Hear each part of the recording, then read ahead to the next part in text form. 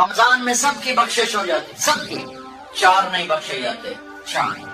کسی بھائی میں یہ عیب ہے ابھی سن کے توبہ کر لینا، شراب پینے والا، مستقل شراب پینے والا، رمضان میں بخشش نہیں۔ ماں باپ کا نافرمان، ماں باپ کا نافرمان، بخشش۔